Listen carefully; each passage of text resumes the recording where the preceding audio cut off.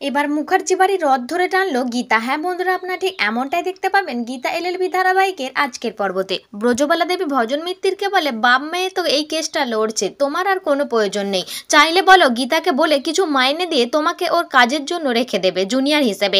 তখন ভজন মিত্তির বলে, আমাকে ইনসাল্ট করছে, আমি অগ্নিজিৎ মুখার্জির জন্য কি না করিনি, আমি ওনার কথায় উঠেছি বসেছি সব করেছি, আর এখন উনি আমাকেই ভুলে গেলেন। ঠিক আছে, তাহলে নিজেকে বাঁচাতে হবে, আর তারপর এই পরিবারের চোখে আমি সর্ষে ফুল দেখিয়ে দেবো।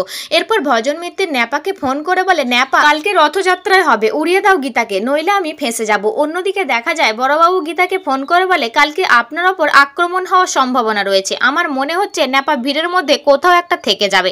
তখন গীতা বলে, বেশ, তাহলে কালকেই আমি ন্যাপাকে বুঝিয়ে দেবো যে জগন্নাথ দেবের চাকার কত শক্তি, আমি ওকে চাকার নিচে ফেলে দেব, কালকে অসুর নাশ হবে। এরপর দেখা যায় অগ্নিজিৎ মুখার্জি গীতার বাড়িতে এসে বলে, তোমার কি কি চাই বলো, ঠিক কি পেলে তুমি আমাদেরকে মুক্তি দেবে। তখন গীতা বলে, বেশ, আপনার ওই ঠাকুর পুকুরে 3 বিঘা জমিটা আমাকে দান করতে হবে, কমপক্ষে 1 কোটি টাকার একটা ফান্ড তৈরি করতে হবে, আর আপনার সোনারপুর পেরিয়ে ওই বাগান বাড়িটা আছে না, ওটাও আমার চাই, আর চাই আপনার 3টে জুনিয়র। তখন অগ্নিজিৎ মুখার্জি গিনিকে ফোন করে বলে, গিনি তোমার দিদি বিক্রি হয়ে গেছে, তোমাদের ডিভোর্সটা হবেই। তখন গীতা বলে, অগ্নিজিৎ মুখার্জি আমার আরও একটা জিনিস চাই, আর সেটা হচ্ছে আমার দিদি গিনি মুখার্জির সাথে শাস্তিক মুখার্জির একটা সুস্থ স্বাভাবিক জীবন।